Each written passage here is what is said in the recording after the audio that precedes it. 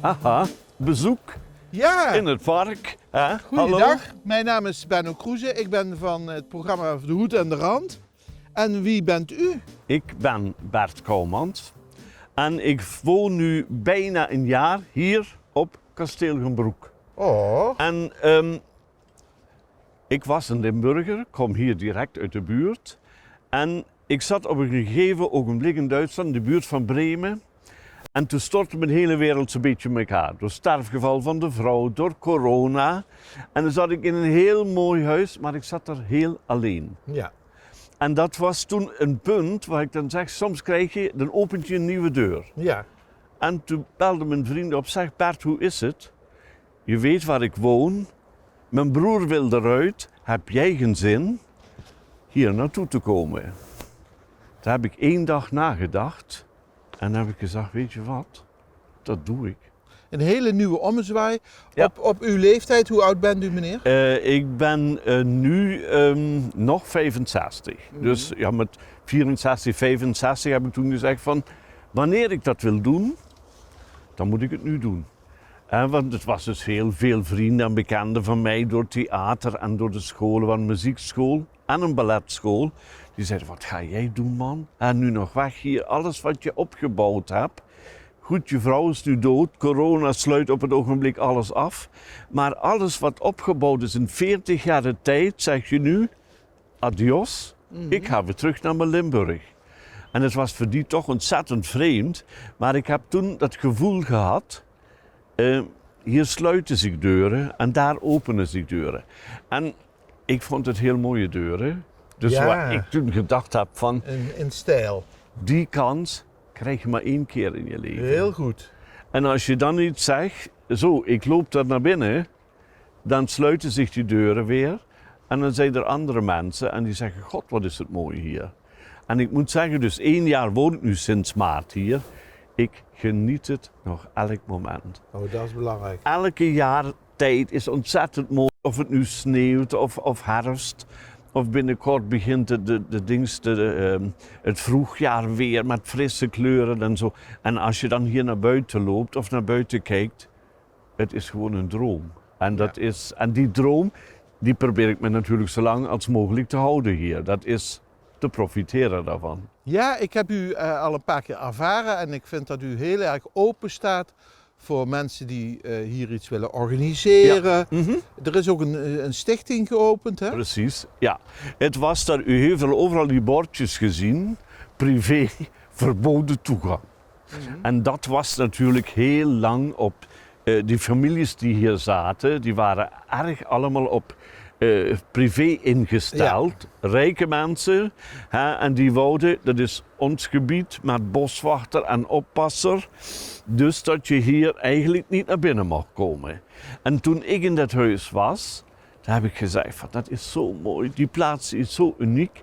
Ik ga met de gemeente praten, ik ga met mensen praten die in muziek en die in cultuur zijn, in Maastricht en overal. En probeer van, jongens, ik zou dat graag openen. Ik zou daar graag wat willen gebeuren laten in dat huis. Of dat nu kunst is, maar ook, dat kan ook natuur zijn. Dat mensen komen die hier in de bos zijn rondgelopen en dan zeggen, kom, dan drinken we een kop koffie en klein geleide daar binnen en kunnen eens kijken hoe dat kasteel uitziet. Dat kasteel is het meest gefotografeerde gebouw in heel Beek. Zo. Maar als je vraagt, weet je hoe het binnen is? Nee. Nee. Ik heb gelezen dat het meer dan 600 jaar gesloten is geweest. De grootste tijd. Ja, het was dus alleen voor handwerkers. Of te hebben altijd in dit kasteel hebben heel veel mensen gewerkt met mensen die problemen hadden. Ah ja. En die mochten dan naar binnen komen, naar de psychiater en werden daar behandeld. Maar dat was dan nog heel vaak dat die mensen het eigenlijk ook niet wouden weten. Dat ze hier kwamen. Dat ze hier kwamen. En als zich soms wel eens iemand verpraat, oh ja, ik ben er al binnen geweest. Ik zeg ja, ik zeg eerste etage. Ja, maar heel kort. Voor mijn tante of voor mijn broer. Ja, ik heb de pillen voor mama afgehaald. Meneer Kouwmans, ik kan u bijna niet zien, maar waar staan wij hier? Dat zijn deze oude dingen die nog met het kasteel te doen hebben. Het kasteel was toen erg belangrijk. We hadden nog geen koelmachine of een ijsblokjesmachine. Dus die werden hier in de winter, werd sneeuw en ijs, werd hierin bewaard onder die berg. Ja. Waar het ook heel lang koud bleef, dat men zelfs in de zomer kon men nog uit deze ijskelder, noemde men dat toen, kon men nog ijs en ijsblokjes en dingen eruit halen om zaken koud te houden. En dat was natuurlijk wel met heel veel werk verbonden. Later heeft men dat ook eigenlijk zo'n beetje dichtgemaakt, dat natuurlijk ook geen vreemde mensen er meer in kunnen. En wat natuurlijk ook heel graag er nu ingaan, dat zijn de vleermuizen. Oh ja. Want die zeggen van, hey, het is lekker fris en er komen niet veel mensen. Maar dat is eigenlijk van, als je me noemt Kasteel Gembroek, er zijn echt zo'n paar dingen die heel belangrijk zijn. Ja. Dus het kasteel, dat zijn de volières. Daar gaan we straks naar kijken. Dan is boven hier in het park is een heel mooie kapel gebouwd. Een beetje modern, maar toch ontzettend mooi. En vroeger, de heren die hadden hier natuurlijk een hele mooie vijver. En wat natuurlijk geweldig was, wanneer daar een prachtige fontein kwam. Daar gaan we dadelijk naar kijken. Ja. Gaat u deze ijskelder nog een ere herstellen? Of een... Nee, dat denk ik niet. Omdat je moet daar, eigenlijk dat oude krijg je er sowieso niet meer in. En het is dus ook zo dat, nou ja, wie houdt het bij? Wie pleegt dat? Wie haalt het ijs er weer uit? Ik wil niet 's avonds, als ik daar met mijn eilsje zit, dan zeggen van zo jongens, kom, we gaan eens even ijs halen. U hebt nu een gewone koelkast. We hebben nu meerdere gewone koelkasten in het kasteel.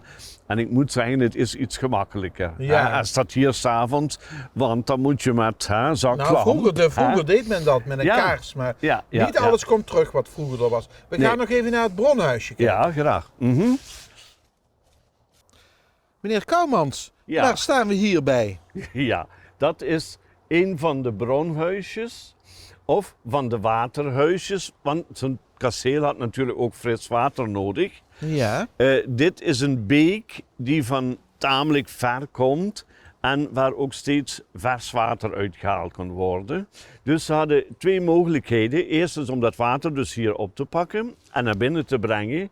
En de tweede mogelijkheid die ze hadden, want het was toen in die tijd was het erg chic en modern om daar een prachtige fontein te hebben. In de grote vijver. In de grote vijver. Dus als de familie in het weekend met bezoek daar zat, dat vader dan zeggen kan, draai open daarboven. En daarboven was hoe moet je zeggen? Zo'n watertoren. Een soort watertoren in de grond. En die werd dan geopend en door de druk hadden ze dan voor korte tijd een echte prachtige fontein Zo, dat op het meertje, waar natuurlijk ieder van, oh god, is dat mooi. Ja, Ja. Dat is toch wel heel iets apart en zo. Dus dat waren eigenlijk die twee dingen die hier dan ook gedaan werden.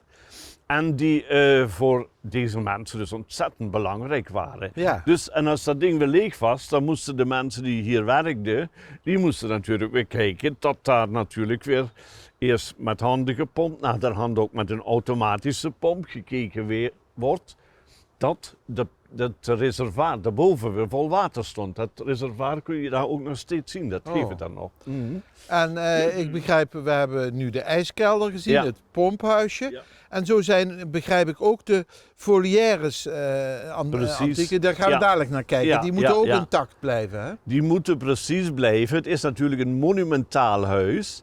En de opgave bij deze huizen is, je mag er niet aan bouwen. En die dingen die daar staan, die mogen dus ook niet verdwijnen. Dus je kunt niet zeggen van nou dat staat een beetje... In de weg, dan laten breken we ze dat, stoken we op. de bulldozer komen. En Dat- dan, nee, dat mag dus niet. En nou ja goed, dat houdt ook dat mooie in het gebouw. Heeft ook zijn nadelen. Je hebt zo'n muren, maar isolatie en het verwarming en zoiets, dat krijg je nooit meer spaarzaam. Nee. Dus dat zijn allemaal dingen. Zo'n huizen kosten ook heel veel aan geld en restauratie. Meneer Kouwmans, Ik zie hier een mooi theehuisje. Ja, dat was ook dus monumentele gebouwen zijn dat. Dus die moeten ook steeds gepleegd worden, moeten gestreekt worden, dag gemaakt dat ze dicht blijven.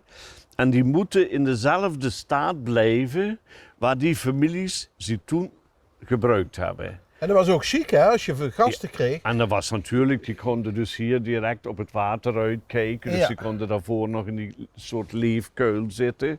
Hè. Dus hier ook nog een kleine vijver. En dat was natuurlijk het mooiste. Goed, die hadden natuurlijk mooie stoelen en zo eromheen staan. Dat is op het ogenblik niet. Hè, omdat het nu winter is. Dat gaat komt wel niet. weer. Maar dat komt weer.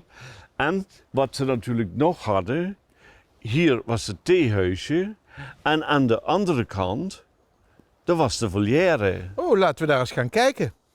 Oh, hier zie ik de volière waar u het over had. En in die volière zijn nu dus nagemaakte vogels. Want ik had er dus één fazant, dus opgemaakt erin gezet. Ja. Geen 2 dagen later was de draad al naar boven gedrukt. En er was natuurlijk al een vos hier geweest. En die heeft gedacht, hé, fazant, heerlijk. Hè? Dus eigenlijk levende dieren kun je er niet meer inzetten. Dus dan moet je wel echt proberen dan of alles weer helemaal dicht maken. Want dat heeft zich door de jaren, heeft zich dat ook allemaal zo'n beetje verzelfstandigd. Dus dat gaat niet meer. Maar die huisjes die moeten in elk geval blijven Ja. zoals ze gebouwd zijn. En die mogen dus niet veranderd worden. Zo, meneer Kouwmans, ik wil met u proosten op een speciaal drankje. Ja. En het leuke is dat dit drankje op dit kasteel is bedacht, hè? Ja, die hebben de hele tijd hier dat ook ontwikkeld en gemaakt. Het is een destilleerderij. Ja, Was precies. hier op het kasteel. En van hieruit Ja. is het de hele provincie overgegaan. Ja, en dus die hebben nu nog wel een plaats waar ze dat gedaan wordt hier, maar ook met café en zo. En ik moet zeggen, ik ben eigenlijk niet zo voor deze dingen, omdat zoiets te drinken is een borrel.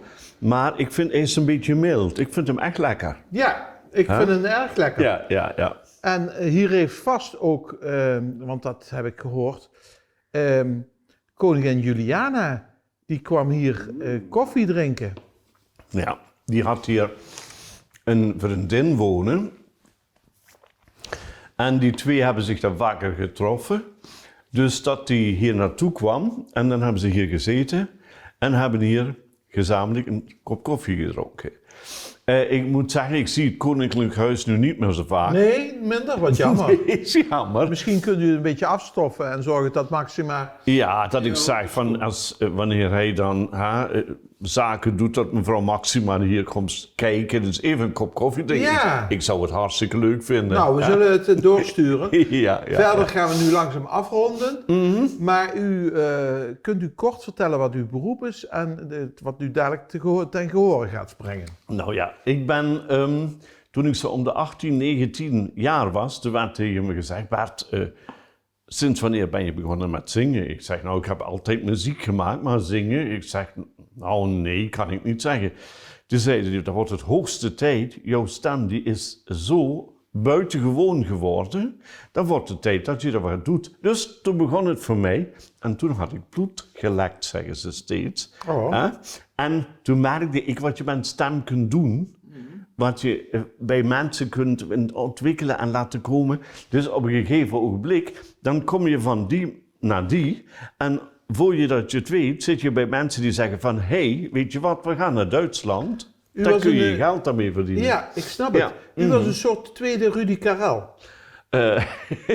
Ja, eigenlijk ook wel. Maar als je in Duitsland met geld, met zingen geld verdienen wilt, moet je aan de theaters gaan. In Duitsland zijn 55 theaters, niet zoals hier in Nederland, waar dan ook nog af en toe in gesloten wordt.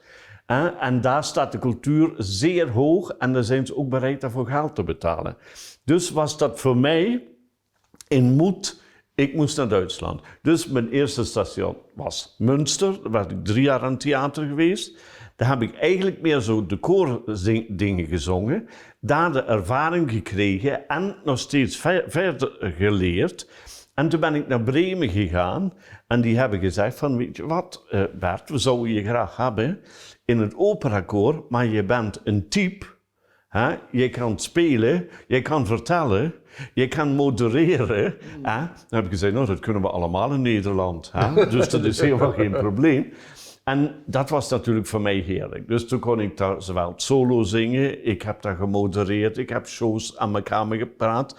En mijn lievelingsdingen die ik gezongen heb, operetten en dingen waar ik dus echt plezier aan had. En naderhand ben ik ook weer liederen gaan zingen of songs gaan zingen die echt hier voor het hart waren. Nou, hoeveel jaar bent u daar geweest? Ik ben in het geheel 40 jaar in Duitsland geweest. 3 jaar in Münster en bijna 37 jaar in Bremen.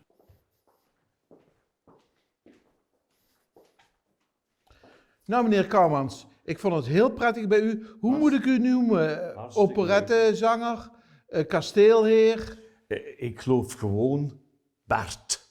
U bent veel te eenvoudig met zo'n mooi kasteel. Hartelijk dank. En tot ziens. Ja, dat hoop ik toch. Ja. Tot ziens. Tot ziens. Deze uitzending wordt mede mogelijk gemaakt door Brasserie en Adventure Golf Het Pakhuis. Dit programma wordt mede mogelijk gemaakt door de horecadiensten van Cox & Co. Happy to serve you sinds 1926.